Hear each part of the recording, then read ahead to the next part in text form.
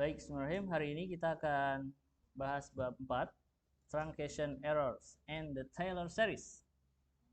Galat pemotongan dan deret Taylor.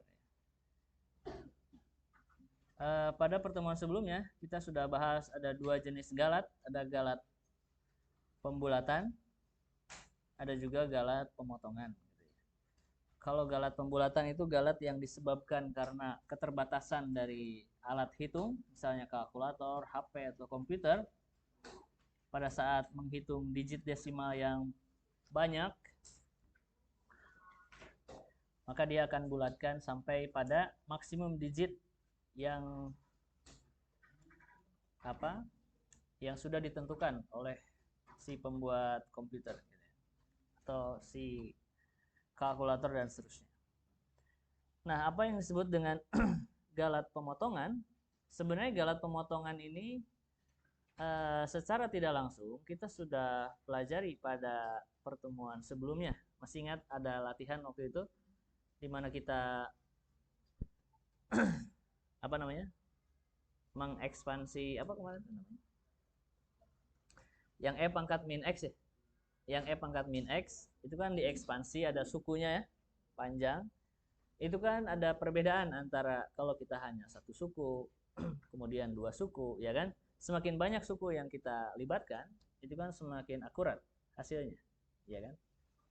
Nah, itu adalah galat pemotongan. Galat yang disebabkan karena kita tidak melibatkan suku-suku sisanya. Maka akan terjadi error. Ya, idealnya kan semuanya. Jadi kalau kita ekspansi deretnya yang E pangkat min X itu, kalau kita libatkan semua sukunya, tentu akan akurat. Tapi karena masalah komputasi, semakin banyak komputasinya, maka kita potong sampai berapa suku. Meskipun hasilnya tidak pas tepat di akurat di solusi eksaknya, tapi misalnya sudah kita tentukan, oke, nggak masalah. Yang penting kita bisa mendapatkan solusi yang cukup baik dalam waktu yang relatif lebih singkat, gitu. Makanya, ya kadang-kadang pada saat kita menyelesaikan suatu masalah matematik secara numerik, kita memang harus kadang dikasih pilihan seperti itu. Ya. Mau fokus di akurasi atau mau di waktu komputasi, dan itu berbanding terbalik. Kalau kita ingin meningkatkan akurasi, waktu komputasinya juga akan meningkat. Sedangkan kita kan inginnya akurasi meningkat, waktu komputasi seminimal mungkin, ya kan? Jadi yang satu kasus maksimasi dalam hal akurasi, dalam hal waktu komputasi itu minimasi, ya kan? Pengennya seperti itu. Tapi tadi sudah dibilang bahwa semakin banyak suku yang dilibatkan, tentu akan lebih akurat, tapi waktu komputasinya juga akan semakin lama. Gitu. Nah, jadi secara tidak langsung sebenarnya sudah kita pelajari, ya. Tapi kalian pernah dengar nggak istilah deret Taylor? Pernah? Atau pernah di kuliah apa? Kalkulus. Kalkulus 2. Ada ya? Deret Taylor ya.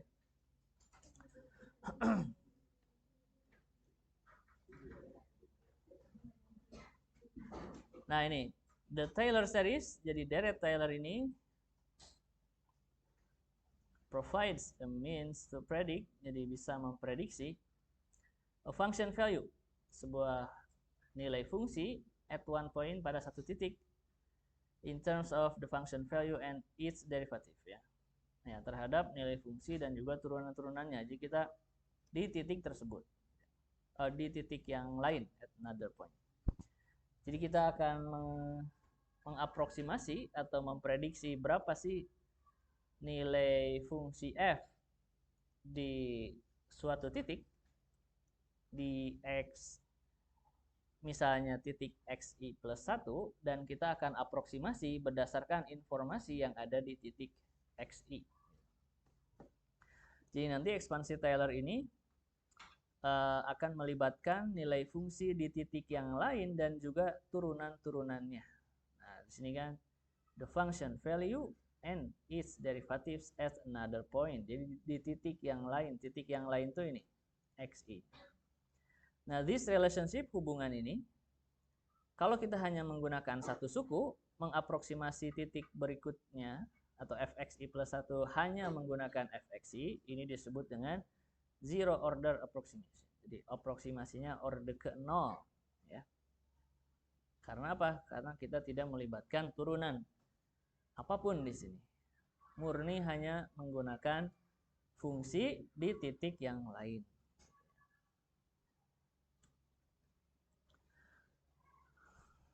Ya, oke. Nah, kemudian kalau belajar Taylor ini teorinya ini ya. Dari Taylor, fx sama dengan fa plus f aksen a kali x min a ya. X ini adalah titik atau ya suatu nilai di mana di situ kita akan mengaproksimasi, memprediksi berapa nilai f di titik x berdasarkan informasi di titik a. Yang kita butuhkan adalah nilai fungsi fa, nilai fungsi di titik a tersebut, dan juga turunan di titik a. Jadi ada f aksen a, ada f double aksen a, jadi turunan pertama, turunan kedua, ketiga, dan seterusnya. Plus Rn, di mana Rn ini adalah suku sisanya. Di mana Rn ini rumusnya ini. Gitu. Nah, ini mungkin kalian pernah atau familiar dengan formula ini. Pernah dibahas di kuliah kalkulus 2 katanya. Nah, kalau kita lihat oke, itu orde ke 0 ya. Gimana kalau orde ke 1-nya? Kalau orde ke 1 berarti kita memprediksi nilai di titik berikutnya berdasarkan informasi nilai fungsi di titik sebelumnya dan turunan pertamanya. Jadi orde 1 itu berarti kita menggunakan maksimum turunan pertama. Kalau orde yang kedua berarti kita tambahkan suku berikutnya. Turunan keduanya ya dibagi 2 faktorial. Kemudian ini ada selisih seberapa dekat antara titik yang mau diprediksi dengan titik yang diketahuinya. Terus dikuadratkan. Oke. Nah, ini versi panjangnya ada di situ, ini Rn-nya. Nah, ini kalau kita tulis ulang, ini sama saja sebenarnya dengan yang tadi, tapi H di sini kita notasikan dengan H, di mana H itu adalah selisih ya antara XI dengan XI plus 1. Seberapa lebar jarak antara titik yang mau diprediksi dengan titik yang diketahui. Oke, kita coba lihat contohnya. Di sini ada contoh 4.1 ya, Taylor series approximation of a polynomial. Kita akan mengaproksimasi sebuah fungsi polinomial fx sama dengan bla bla bla bla ini ya. Kemudian use 0 through fourth order Taylor series expansion. Jadi kita akan mengaproksimasi dengan ekspansi deret Taylor dari order ke 0 sampai ke 4 from xi sama dengan 4 ya mungkin ya, for xi sama dengan 0. Jadi kita akan mengaproksimasi xi-nya diketahui 0 dan lebarnya 1. Berarti xi plus 1-nya 1. Gitu ya. Masih ingat tadi h itu xi plus 1 min xi ya. Lebar atau jarak atau selisih antara xi plus 1 dengan xi. Jadi kalau xi-nya 0, kemudian h-nya 1, berarti xi plus 1-nya 1 ya. Tinggal 0 ditambah h ditambah 1 ya.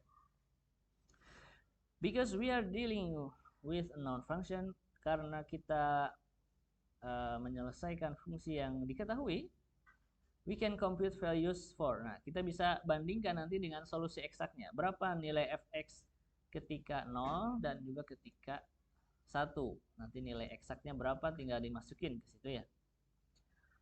The result, nah ini hasilnya ada di gambar 4.1 menunjukkan bahwa fungsi start at f0. Oh ya, di sini kita akan aproksimasi between 0 and 1 ya. Jadi maksudnya kita tidak hanya mengaproksimasi di titik 1, tapi juga nanti antara 0 dan 1 juga kita bisa lihat bagaimana perbandingannya dengan solusi eksaknya ya. Dan nah ini di gambar 4.1 menunjukkan bahwa fungsinya mulai jika f0 sama dengan 1,2 ya kan, ini nilai eksaknya ya. Tinggal dimasukin ke sini ya. Kalau x-nya 0, ini kan semua yang mengandung x akan 0. Tersisa hanya konstanta 1,2 ya kan. Jadi f0-nya sama dengan 1,2. Dan kalau dimasukkan f1 itu nilainya 0,2 ya, tinggal dimasukkan ke sini. Itu hasilnya 0,2 katanya. Thus the true value that we are trying to predict is 0.2. Nah, sehingga nilai sebenarnya yang sedang kita prediksi itu adalah 0,2, yaitu nilai fungsi ketika x-nya 1. Oke, kalau kita kembali ke formula dari aproksimasi Dirac-Tyler, misalnya ordenya 0, n ini adalah ordenya. Kalau ordenya 0 berarti fxi plus 1 itu diaproksimasi dengan fxi, di mana xi-nya itu adalah 0, berarti f0-nya itu adalah 1,2. Iya kan? Oke. Jadi ini adalah order pertama. Kita belum menggunakan turunan. Ya, hanya menggunakan informasi dari nilai fungsi di titik xi. Nah, ini perbandingannya. Tapi sebelum ke situ, lihat. Thus, as in nih, gambar 4.1, aproksimasi order ke 0-nya itu adalah sebuah konstanta. Using this formulation, the result in a truncation error. Nah, ini adalah error yang sebenarnya. Kita hitung ini adalah nilai yang sebenarnya. Ya kan? Tadi F1-nya itu 0,2.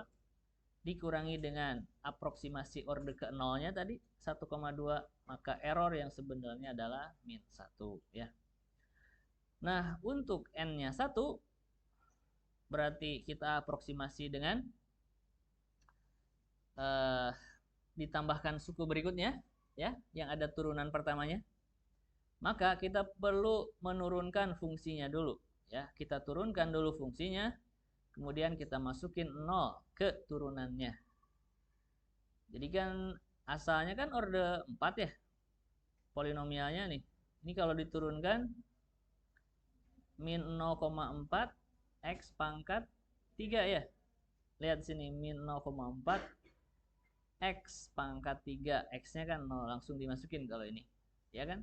Jadi ini tinggal diturunkan, pasti kalian sudah paham karena udah belajar kalkulus.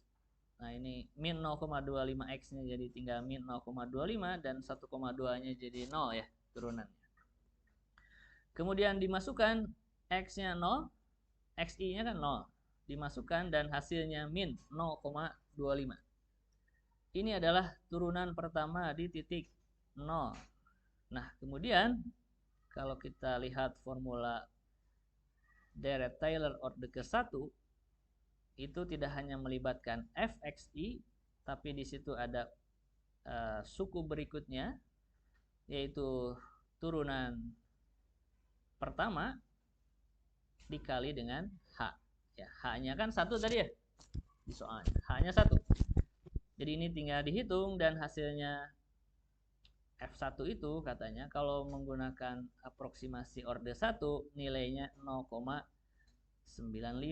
Dan kalau kita hitung galat yang sebenarnya, tadi ingat galat sebenarnya bisa dihitung karena nilai yang sebenarnya kita punya ya. Dan galatnya min 0,75 ya. Dan kalau kita bandingkan dengan galat ketika order 0, ini semakin kecil ya. Iya kan? Asalnya kan 1. Sekarang 0,75. Minusnya abaikan aja. Ya. Karena masih ingat konsep pendekatan bisa dari kiri, bisa dari kanan. Ini kan proses pengurangan, ya kan? Kalau pengurangan hasilnya ya bisa minus, bisa. Itu hanya bedanya didekati dari kiri atau dari kanan. Itu aja bedanya. Yang penting nilainya. 1 dengan 0,75 lebih kecil 0,75. Nah, ini menunjukkan ketika sukunya ditambah 1, galatnya semakin kecil. Untuk N-nya 2, maka kita butuh turunan keduanya dari fungsi tersebut. Kita turunkan dulu, kemudian turunkan 1 lagi ya. Dari turunan pertama diturunkan 1 lagi, kemudian dimasukkan nilai X-nya 0, kemudian masukkan ke turunan keduanya dan hasilnya min 1,0. Kemudian kita tulis ekspansi Taylor-nya. Tadi kan kalau orde 1 hanya sampai sini, sekarang ditambah 1 suku lagi. Dari mana min 0,5?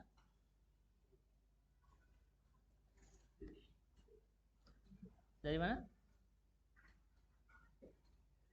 Min 1,0 dibagi 2 faktorial, betul. Dibagi 2 faktorial.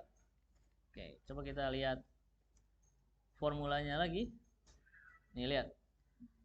Kalau ditambah suku kedua atau turunan kedua, ini kan turunan keduanya dibagi dengan 2 faktorial kali H kuadrat, ya kan?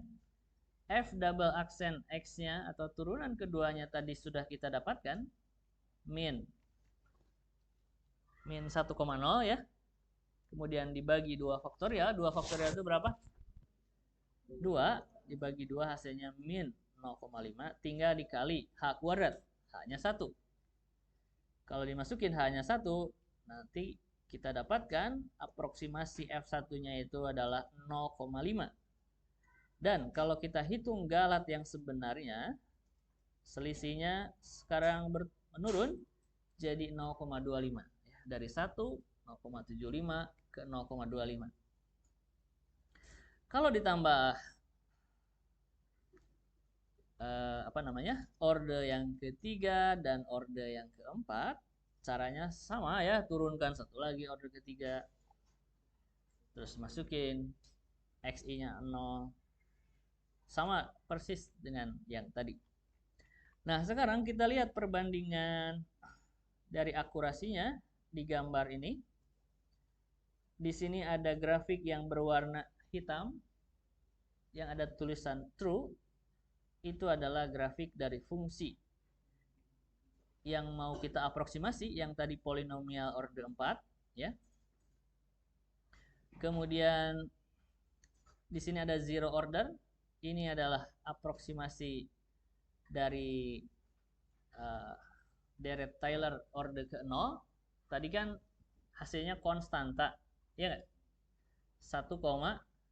1,2 kan kalau diplot jadi garis horizontal, ya kan? Maksudnya Y sama dengan 1,2, itu kan garis horizontal ya. Jadi seperti ini. Kemudian orde ke-1-nya itu hasilnya jadi ini masih persamaan garis orde ke-1, ya nggak? Masih persamaannya masih persamaan garis. Artinya persamaan garis ini bergantung pada H di sini. Lihat, ini H-nya 1 ya. Orde 1 itu kan ada H ya. Nah, itu kan kalau H-nya sebagai variabel bebas, dia kan jadi garis lurus juga, tapi miring. Kalau zero order kan horizontal. Kemudian second order. Nah, kalau second order itu grafiknya seperti ini. Dan ini kan fungsi kuadrat, ya kan? H kuadrat. Artinya grafik dari second order ini bergantung pada lebar dari H-nya. Semakin kecil H-nya, ya tentu lebih akurat ya, semakin akurat. Di sini kita lihat tidak ada orde 3 dan orde 4, mungkin berhimpitan di sini. Tapi di sini menunjukkan bahwa semakin banyak suku yang ditambahkan dari deret Taylor, maka hasilnya semakin akurat, gitu ya.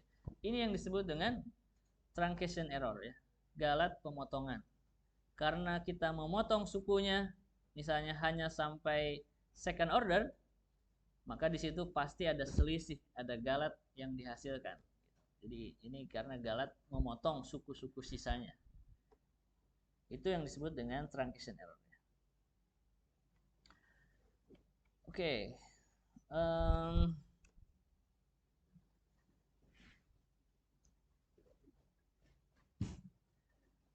Kita coba lihat bahasan yang lain.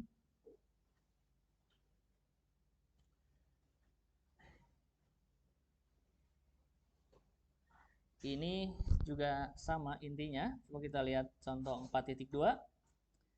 Gunakan ekspansi Dirac-Taylor untuk mengaproksimasi sebuah fungsi with an infinite number of derivatives dengan banyaknya turunan yang tak hingga. Kenapa tak hingga? Karena di sini fungsinya fungsi trigonometri. Kalau trigonometri itu kan sampai kapan berhenti turunannya? Beda sama polinomial, ya enggak? Kalau polinomial orde 1 misalnya, atau tadi orde 4, itu sampai berapa kali turunan? Sampai dapat 0 turunannya. 5 kali berarti ya? Ya enggak? Sampai terakhir konstanta, terus konstanta diturunin 0. Itu kan jadi udah, ya kan? Nah, gimana kalau Dirac-Taylor ini digunakan untuk mengaproksimasi fungsi yang turunannya itu tak hingga, artinya nggak ada ujungnya. Coba kita lihat. Kita akan mengaproksimasi N0 sampai 6, sampai orde ke-6 Dirac-Taylornya, dan fungsinya adalah cos X, kemudian XI plus 1-nya Pi per 3, on the basis of the value of X, dan in N is derivative at XI. Jadi XI-nya Pi per 4, XI plus 1-nya Pi per 3. Berarti kita bisa hitung hanya selisih antara XI plus 1 dengan XI, hasilnya Pi per 12. Tahu ya? Dapat Pi per 12. Samakan penyebutnya, dan seterusnya. Nah, seperti halnya contoh 4.1 katanya yang sebelumnya. Pengetahuan kita tentang fungsi yang sebenarnya artinya kita bisa menentukan seberapa akurat hasilnya. Misalnya kita hitung berapa nilai yang sebenarnya. Nilai yang sebenarnya adalah 0,5. Ya, tinggal dimasukkan Pi per 3 ke cos X. Hasilnya setengah. Pi per 3 itu berapa?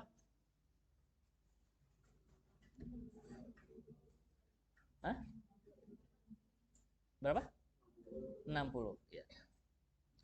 Jadi kita akan mengaproksimasi fungsi cos X di X-nya 60.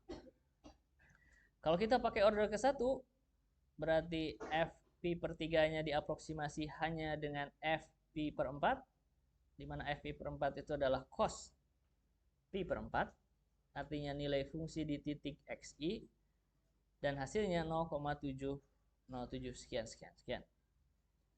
Nah, cuman pada contoh ini, Galatnya dihitung tidak menggunakan formula Galat sebenarnya, tapi persen relatif error ya.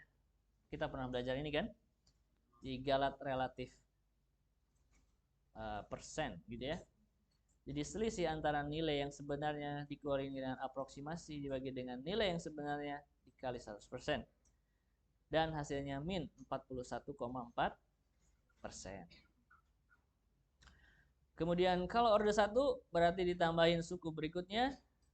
Prinsipnya sama dengan yang tadi. Pi per 12 ini adalah H-nya. Min sin Pi per 4 ini adalah turunan ke satunya. Ya, turunan ke 1 kali H. Dan kalau kita hitung hasilnya 0,5219. Dan kalau kita hitung Galat relatif persennya itu adalah min 4,40. Cukup signifikan turunnya dari 41 ke 4. Untuk orde 2 berarti kita melibatkan turunan keduanya. Ini turunan keduanya min cos Pi per 4, kemudian dibagi 2 faktorial kali H kuadrat. Kalau kita hitung hasilnya hasilnya 0,4977. Dan kalau kita hitung galatnya 0,449%. Kebayang cara ngitung galatnya ya? Nilai yang sebenarnya dikurangi dengan nilai aproksimasi dibagi nilai yang sebenarnya dikali 100%. Jadi dapat itu. This can be continued, ini bisa terus dilanjutkan karena tadi di soalnya sampai orde ke-6. Notice that the derivatives never go to zero. Nah, karena ini adalah tadi ya fungsinya itu punya turunan yang tak hingga, jadi tidak pernah menuju ke 0. Therefore, each additional term results in some improvement in the estimate. However, also notice that how most of the improvement comes with the initial terms. For this case, coba kita lihat. Ini adalah tabel atau hasil rekapan dari ekspansi Taylor dari orde ke-0 sampai orde ke-6. Ini Fn itu berarti turunan ke N ya. Jadi kalau N-nya 0, berarti dia masih fungsi aslinya. Kalau N-nya 1, ini kan orde nih. N-nya 1 berarti ini turunan pertama ya. Turunan dari cos X min sin X. Nah, ini adalah F pi per 3-nya. Nah, F pi per 3 untuk oh ini aproksimasinya ya. Ya, ini aproksimasinya. Kalau kita menggunakan orde 1 hanya orde ke-0, berarti nilai fungsinya 0,7. Kemudian orde ke-1 0,5,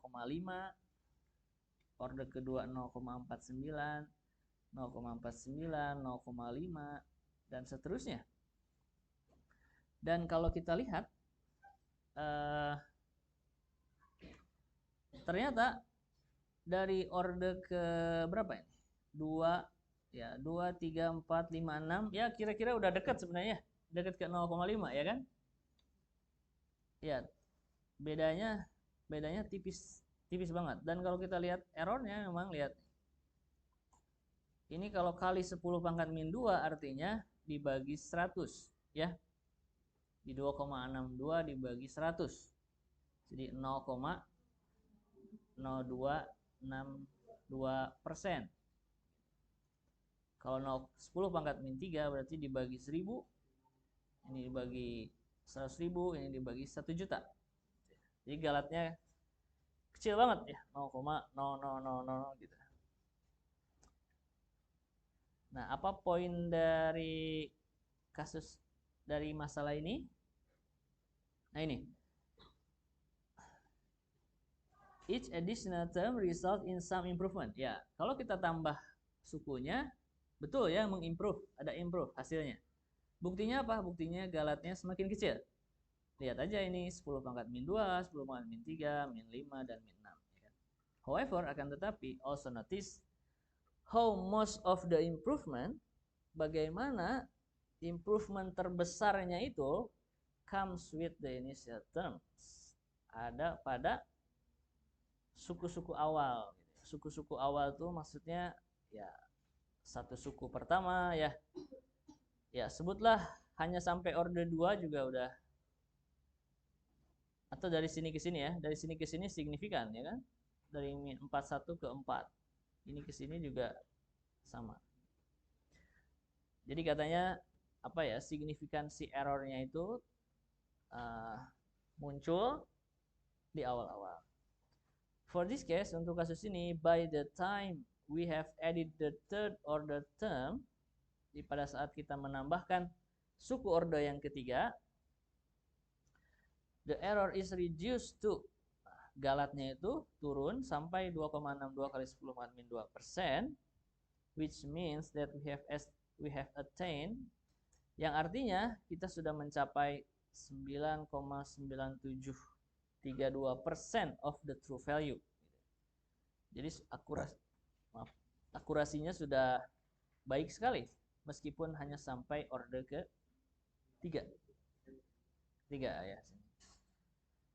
Consequently, although, nah akibatnya meskipun the addition of more terms, meskipun penambahan suku-suku berikutnya will reduce the error further, akan menurunkan lagi errornya, the improvements becomes negligible.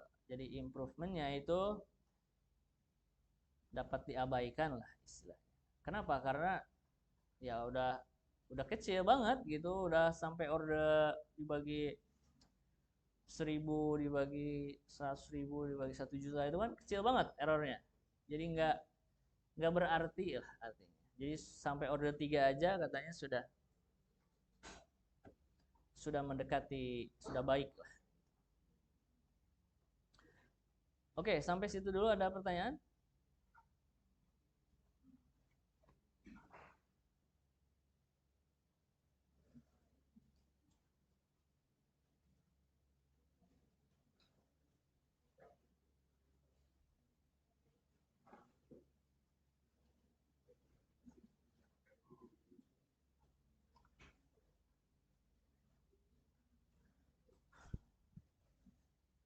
Oke, kalau tidak ada, ya silakan.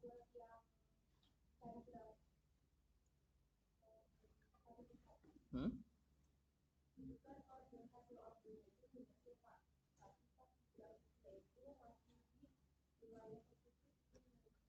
Yang mana ini?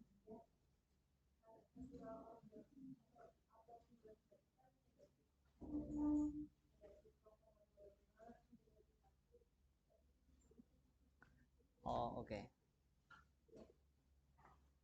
Ini negatif. Ini negatif karena ini baru turunannya. Kalau nilai fungsinya adalah ini. Kalau dimasukkan H-nya 1, berarti kan 1,2 dikurangi 0,25, yang hasilnya adalah 0,95. Jadi hasilnya positif. Yang ini ya nih. Ini aproksimasinya yang ini, 0,95, bukan min 0,25. Min 0,25 ini turunannya yang nanti dipakai di sini, di Taylornya, ya kan? Oke, kasih. Ada lagi yang mau bertanya?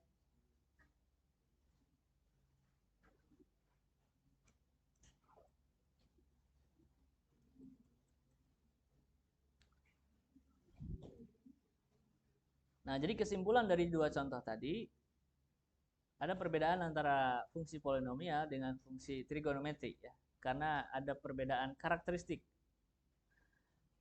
Fungsi polinomial itu banyaknya turunannya itu terbatas, finite. Kalau trigonometri infinite. Dan ternyata kalau yang apa namanya, yang polinomial itu bisa kita sebut butuh order lebih banyak ya, tadi kelihatannya. Tapi kalau yang trigonometri ternyata sukunya sedikit juga sudah bagus. Oke, sebentar.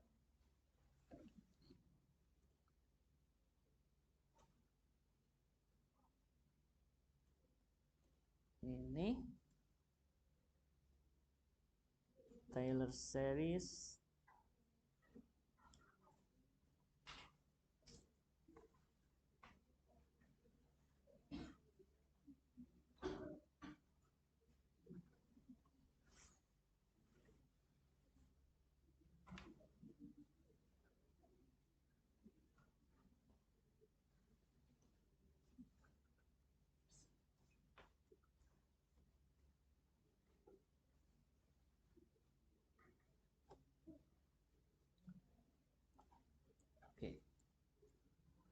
kita coba lihat apa namanya, numerical differentiation,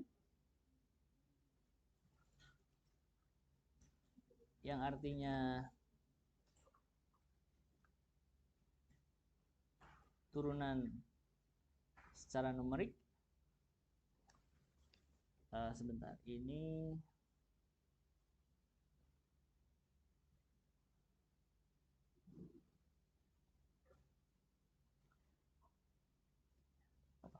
bahasanya.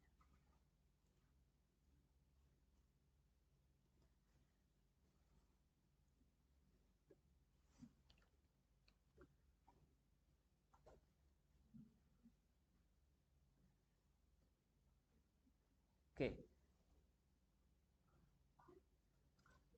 Ini adalah bahasan tentang bagaimana kita mencari turunan dengan cara aproksimasi. Dengan cara kan gini ya, kalau tadi yang Dirac-Taylor tadi, kita kan butuh turunan. Dan turunannya itu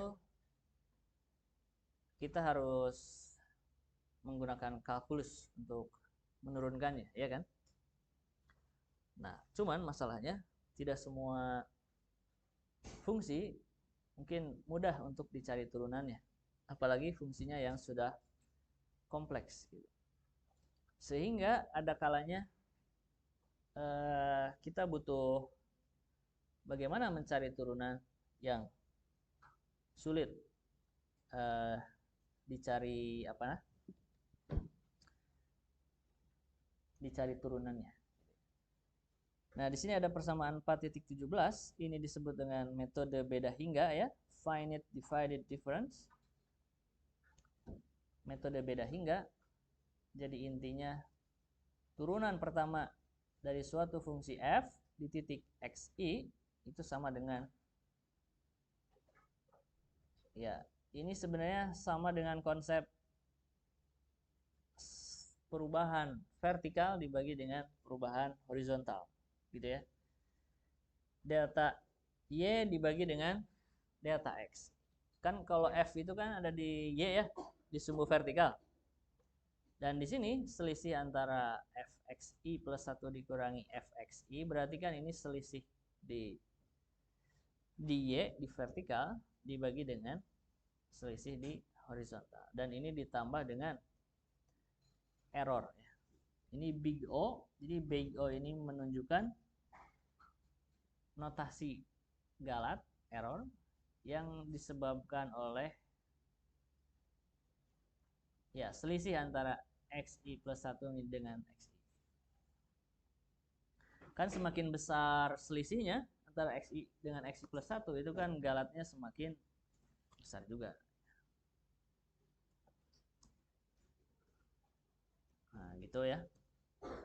Nah, jadi kita akan aproksimasi turunan pertamanya dengan delta fi. Ya, karena di sini f ya kan. Kalau y kayak gini, y2 min y1 dibagi x2 min x1 gitu lah. Atau disebut dengan gradien, ya kan? Gradien itu kan perubahan vertikal dibagi dengan perubahan horizontal. Kalau kita limitkan di mana perubahan horizontalnya atau delta x-nya mendekati 0, itulah jadi turunan. Gitu kan kalau dikalkulus. Tapi karena kita nggak pakai limit, makanya di sini ada suku errornya. Dan kalau suku errornya dihapus, ini namanya aproksimasi ya, karena kita sudah menghilangkan suku errornya itu. Oke, di mana delta f-nya itu adalah sebagai the first forward difference ya. Jadi ada first forward difference, ada beda selisih maju ya, dan H-nya disebut dengan the step size, ukuran atau ya selisih antara xi plus 1 dengan xi. Antara turunan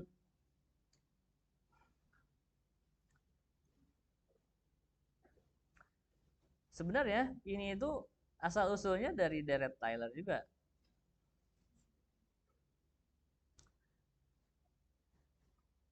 Asal usulnya dari Dirac-Taylor. Coba bayangkan kalau xi, kalau yang ada di penyebutnya ini dikalikan ke ruas kiri, itu kan jadi turunan pertama dikali ini kan.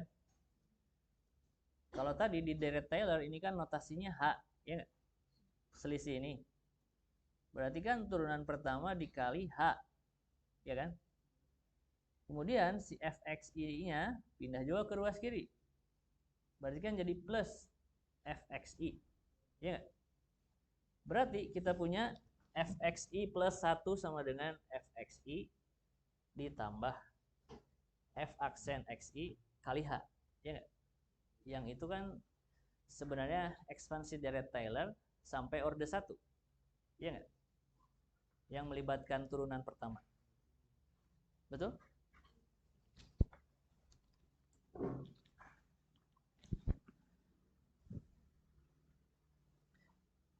Nah, cuman si ekspansi Taylor yang orde pertama tadi kita buat dalam bentuk f aksen xi sama dengan apa? Dan itu ya selisih atau delta f dibagi dengan delta x atau h di sini.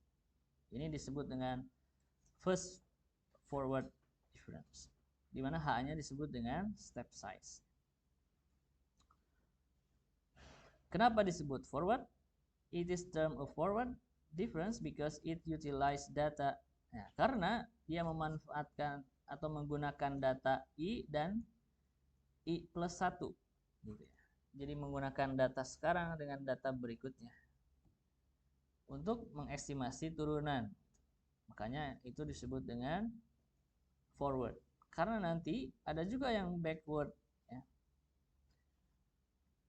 Nah, lihat kalau yang backward difference approximation.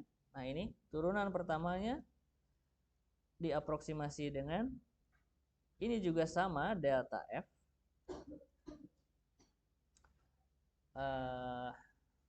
Apa namanya?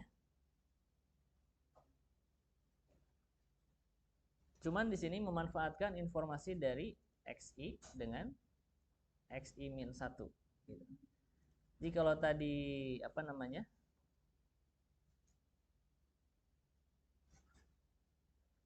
Kalau tadi kan XI plus 1 dikurangi XI ya. Kalau ini XI dikurangi XI min 1. Dibagi H, ini sama aja H.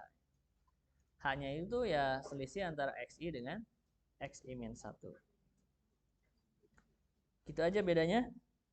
Jadi kalau kita memanfaatkan informasi XI dengan XI plus 1 berarti itu forward difference, maju. Kalau backward itu mundur. Karena XI dengan XI min 1 di belakang. Nah, ini disebut dengan first backward difference. Oke.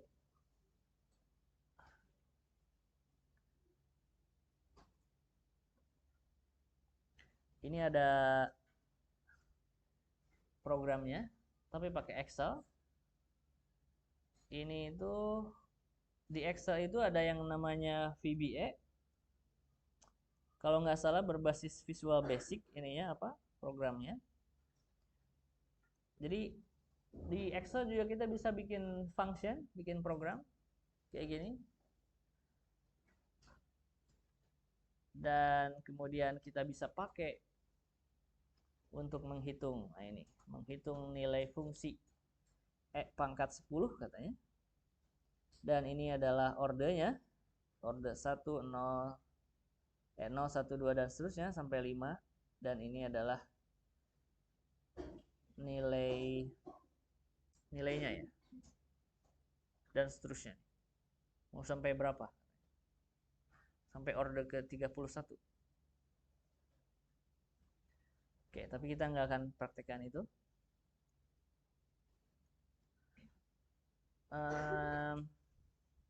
Oke, kita cuma akan lihat apa perbedaannya.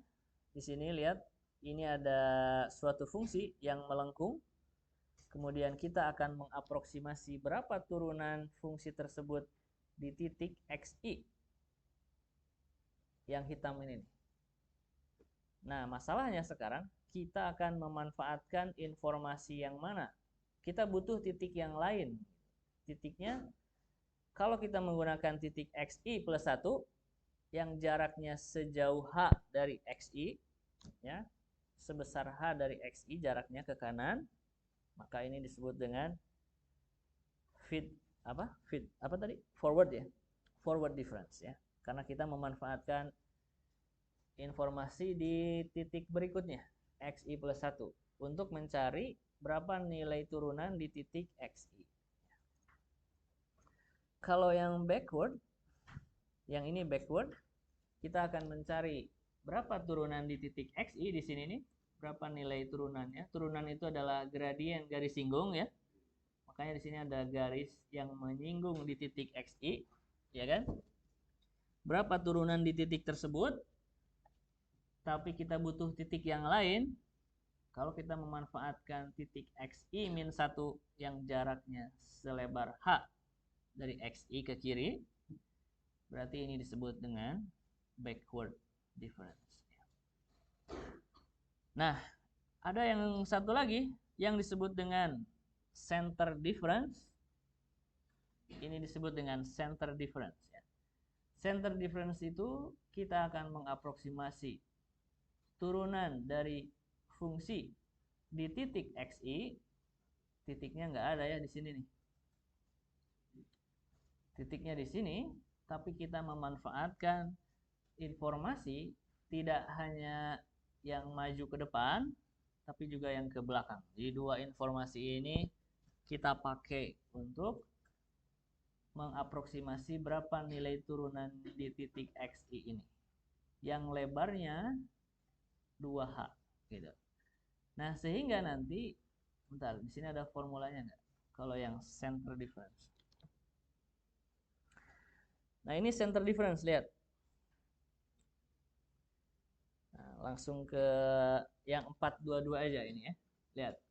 Kita akan mencari berapa turunan di titik xi, tapi kita memanfaatkan informasi di x berikutnya, xi plus 1 dan juga xi min 1. Kita hitung selisihnya, ini sebagai delta f, dan delta x-nya 2h. Karena jarak dari h ke xi min 1 sebesar h, dari xi ke xi plus 1 juga h. Jadi lebarnya total 2h. Kan secara prinsip turunannya itu diaproksimasi dengan perubahan vertikal dibagi dengan perubahan horizontal, gitu ya. Fxi min 1 itu kan di sini nih. Ya enggak? Ini Fxi min 1 di sini, ya kan? Kemudian Fxi plus 1 di sini, ya kan? Kalau kita kurangkan Fxi plus 1 ini dengan Fxi min 1, itu kan perubahan vertikal namanya, ya kan? Perubahan vertikal dari dua titik ini. Kemudian berapa perubahan horizontalnya? Ya, tinggal xi plus 1 dikurangi dengan xi min 1. Atau karena ini lebarnya udah tahu, h ini h, itu kan lebarnya 2h. Gitu. Nah, itu namanya center difference. Oke? Yang ini nih, formulanya yang ini, 4.22. Oke, kita akan lihat bagaimana perbandingan antara ketiga metode tersebut.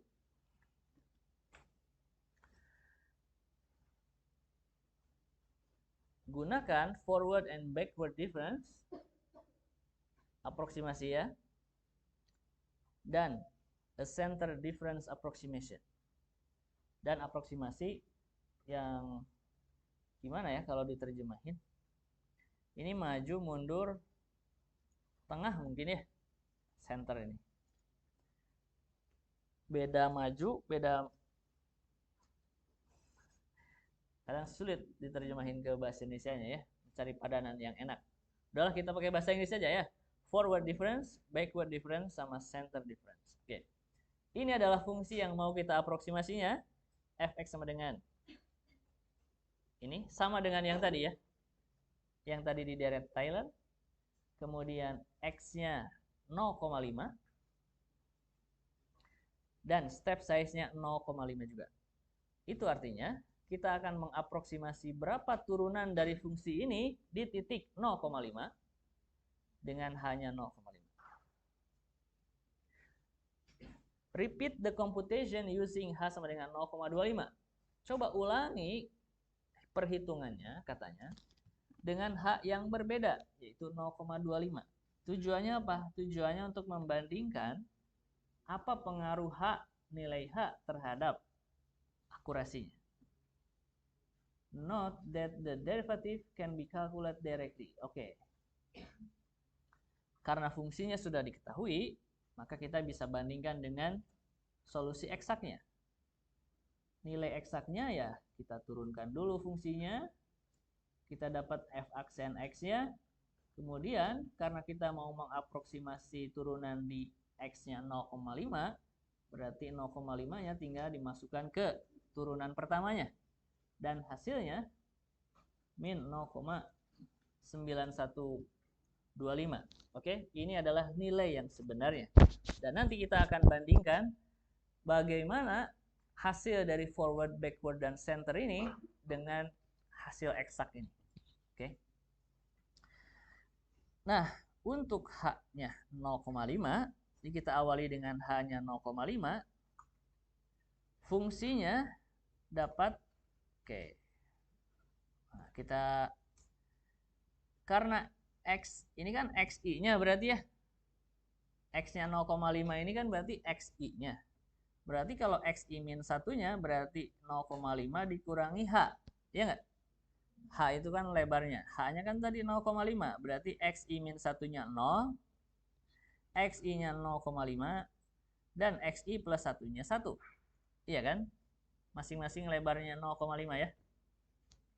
Kemudian berapa nilai fxi min 1-nya? Kita data dulu istilahnya, karena ini nanti kita akan butuhkan untuk kalau fxi min 1 ini untuk yang backward, ya kan?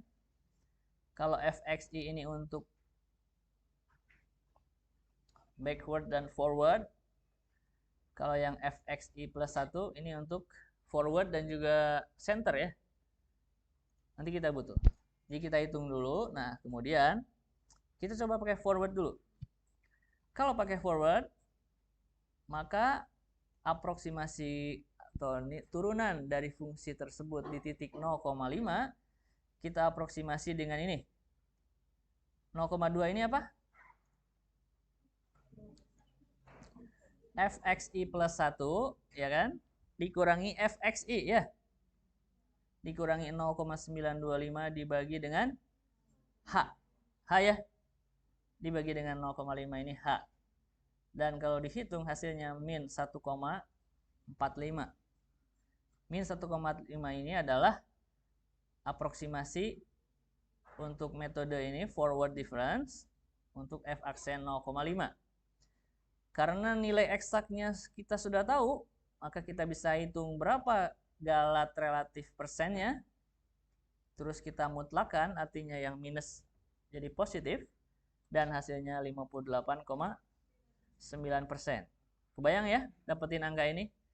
Nanti kalian silahkan coba hitung sendiri untuk memastikan. Kemudian kalau kita pakai yang backward, masih ingat tadi ini apa? Fxi ya dikurangi Fxi min 1, ya nggak? Kalau backward kan dia mundur ya. Jadi Xi min 1 dibagi dengan H. Ya kan? Hasilnya 0,55. Dan galatnya 39,7%. Satu lagi, yang center difference, itu artinya kita memanfaatkan titik berikutnya dan sebelumnya. Masih ingat tadi 0,2 apa? Fxi plus 1 dikurangi Fxi min 1 dibagi dengan 2H. Ya. 2 kali 0,5 hasilnya 1. Dan kalau kita hitung hasilnya min 1,0. Kalau kita hitung galat persen relatifnya 9,6%. Oke. Sekilas kita bisa melihat perbedaan antara forward, backward, dan center. Ternyata yang center ini lebih baik ya akurasinya. 9,6% dibandingkan dengan forward dan juga backward.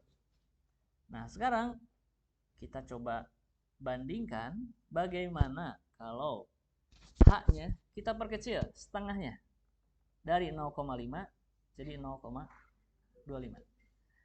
XI-nya 0,5 berarti XI min 1-nya tinggal dikurangi 0,25, hasilnya jadi 0,25, ya kan? XI plus 1-nya 0,5 ditambah 0,25, hasilnya 0,75. Cari masing-masing nilai fungsinya, tinggal dimasukkan ke fungsi aslinya. Dan ini adalah nilainya. Oke, sekarang kita coba dengan 3 metode tadi. Ini yang forward, hasilnya min 1,155 dan galatnya 26,5%. Kemudian yang backward galatnya 21,7%. Kemudian yang center galatnya 2,4%. Ya kan? Ternyata kita bisa melihat kalau hanya diperkecil, ternyata hasilnya lebih baik, errornya lebih kecil, iya kan? Misalnya apa? Center ini kan 2,4, kalau tadi 9,6 gitu. Jadi kalau hanya diperkecil, ya ternyata galatnya juga akan semakin kecil. Kan masih ingat konsep aproksimasi yang pakai gradien ini kan ada limitnya sebenarnya. Jika limitnya delta H mendekati 0, maka itu nilainya akan sama dengan turunannya, ya kan? Masalahnya ini kan masih 0,25, belum mendekati 0. Kalau kita perkecil lagi H-nya di konsep turunannya di kalkulus, delta H-nya mendekati 0, dia akan menuju ke akurasi yang sebenarnya, nilai eksak. Dan ini masih 0,25. Oke, for both step size, untuk kedua ukuran step yang berbeda-beda, H-nya berbeda, 0,5 dan 0,25, the center difference approximation is more accurate. Ya kan? Center difference itu lebih akurat daripada forward maupun backward. Also, as predicted by the Taylor series analysis, seperti diprediksi dari analisis Deret-Taylor bahwa halving the step size approximately half the error of the backward and forward difference and quarters the error of the center difference. Jadi berdasarkan analisis Deret-Taylor, kalau step size-nya kita kurangkan setengahnya untuk yang forward dan juga backward, maka galatnya juga akan berkurang kira-kira setengahnya. Coba lihat. Yang forward itu kan asalnya 58,9%. Kalau kita perkecil H-nya setengahnya, itu jadi 26,5. Ini kan kira-kira setengahnya. Ya nggak? Kira-kira setengahnya. Demikian juga yang backward. Backward itu kan 39,7, ya hampir 40. Dan kalau kita lihat, setelah H-nya diperkecil setengahnya jadi 21%. Iya kan? Ketika H-nya diperkecil setengahnya, maka galatnya juga berkurang setengahnya. Berbeda dengan yang center. Kalau yang center di sini, kalau step size-nya dikurangi setengahnya, maka khusus untuk yang center, quarters the error of the center. Quarters itu apa? Seperempat ya. Seperempat turunnya. Jadi kan asalnya 9,6. Ya kira-kira mendekati 10% lah. Dan setelah dikurangi setengahnya jadi 2,4%. Itu kan seperempatnya kira-kira. Ya nggak? Seperempatnya kira-kira. Ya, karena memang ini bedanya nih. Kalau yang forward backward itu galatnya itu orde 1 ya. Ini H, dan kalau yang center itu orde 2. Orde 2 itu berarti semakin baik aproksimasinya. Ya. Jadi kalau yang H itu kan linear gitu aproksimasinya. Kalau yang ini h kuadrat, ya berarti fungsi kuadrat gitu. Artinya penurunan errornya kalau semakin tambah ke sini dia semakin besar gitu, semakin tajam. Jadi kalau ini hanya setengahnya kalau linear, tapi kalau h kuadrat itu dia bisa seperempatnya tadi kan kalau setengahnya. Oke, jadi ini sebenarnya ada hubungannya juga dengan ekspansi Taylor yang tadi sudah kita bahas.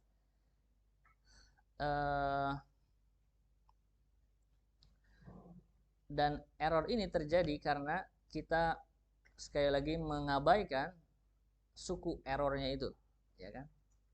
Makanya di sini kan pakai simbol aproksimasi, bukan sama dengan. Oke.